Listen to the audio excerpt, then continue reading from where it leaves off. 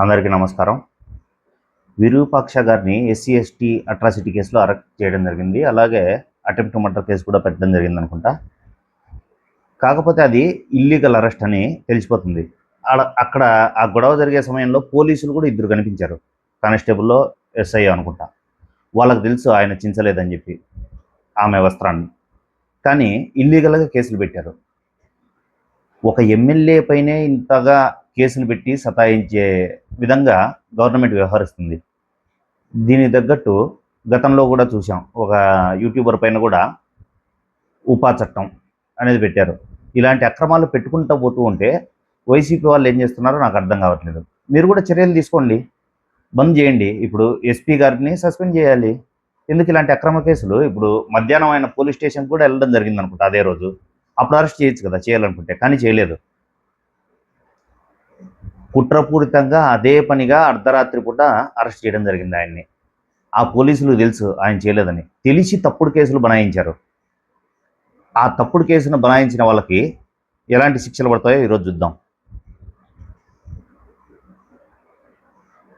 చట్టబద్ధమైన అధికారాన్ని దుర్వినియోగం చేస్తూ ప్రభుత్వ అధికారికి తప్పుడు సమాచారం ఇస్తే 1 సంవత్సరం వరకు జైలు శిక్ష లేదా జరిమానా.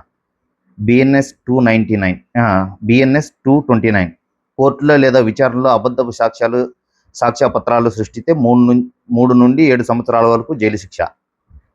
ఎస్సీ, ఎస్టీ చట్టాన్ని దుర్వినియోగం చేసినందుకు అబద్ధపు కేసులు పెట్టడం, మోసపూరిత ప్రాసిక్యూషన్ అనేది. బిఎన్ఎస్ 248 ఒక వ్యక్తిని శిక్షించే ఉద్దేశంతో లేదా హాని తలపెట్టడానికి అబద్ధపు కేసులు బనాయిస్తే ఆ కేసుకు ఉండే తీవ్రతను బట్టి 2 సంవత్సరాల నుండి 7 సంవత్సరాల వరకు జైలు శిక్ష పడుతుంది. అధికారాన్ని దుర్వినియోగం చేస్తూ రికార్డులు మార్చడం.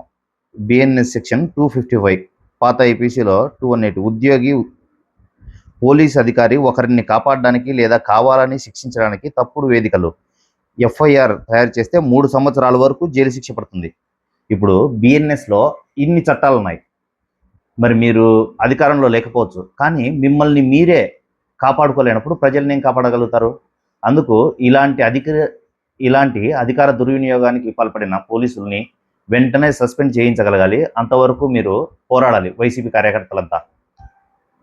లేకపోతే ఏం ప్రయోజనం లేదు కదా. ఇష్టానుసారం ఇంత అక్రమంగా కేసులు పెడుతున్నారు, ఇంత మోసపూరితంగా కావాలనే ప్లాన్ చేసినట్టుంది ఈ కుట్ర.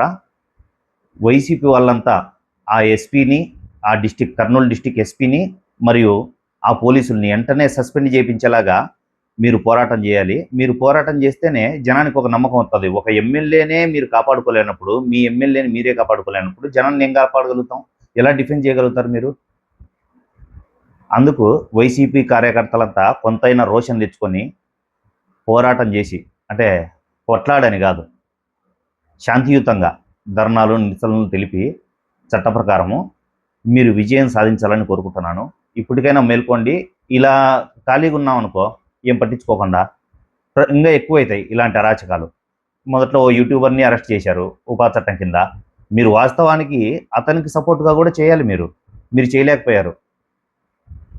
అలాంటివి మొదట్లో స్టార్ట్ అయినప్పుడే నివారించుకోగలగాలి. లేదంటే ఇలా పెట్టుకుంటూ పోతూ ఉంటారు, అంతే. అరాచక శక్తులే పేటరైపోతూ ఉంటాయి. దయచేసి ఇప్పటికైనా వైసీపీ వాళ్ళందరూ బుద్ధి తెచ్చుకొని పోరాటం చేయండి శాంతియుతంగా.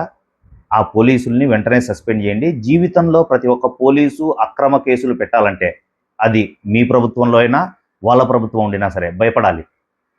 ప్రభుత్వం చెప్పినట్లు మంచి చెప్తే చేయాలి ప్రభుత్వాలు, కానీ ఇట్లాంటి అక్రమాలు, అన్యాయాలు చెప్తే ఎందుకు ఫాలో అవ్వాలి పోలీసులు? విచక్షణ ఉంది కదా పోలీసులకి. వాళ్ళు రాజ్యాంగాన్ని ఫాలో అవ్వాలి, కానీ రాజకీయ నాయకులను ఫాలో అవ్వడం ఏంటి? ఇక మీదట మీరు చేసే పని వల్ల జీవితంలో మన రాష్ట్రంలో, ఆంధ్రప్రదేశ్ రాష్ట్రంలో ఏ పోలీసు కూడా అక్రమ కేసులు పెట్టాలి అంటే అతనే జైలుకు పోతాడు అని తెలిసే విధంగా మీరు పోరాటం చేయండి. శాంతియుతంగా ధర్నాలు చేయండి. ఆ జిల్లా ఎస్పీని మరియు పోలీసుల్ని, ఎస్పీని ఎందుకు సస్పెండ్ చేయాలంటే ఎస్పీకి తెలియందే అతన్ని అరెస్ట్ చేయరు కదా. అతను కూడా తప్పుడు గైడెన్స్ ఇచ్చినట్లే కదా పోలీసులకి. అందుకు జిల్లా ఎస్పీతో సహా అందులో ఇన్వాల్వ్ అయిన ప్రతి ఒక్క పోలీసు సస్పెండ్ అవ్వాల్సిందే. ఆ విధంగా మిమ్మల్ని మీరు కాపాడుకుంటూ ఈ పోలీస్ వ్యవస్థలో మార్పు తీసుకురండి. నమస్కారం.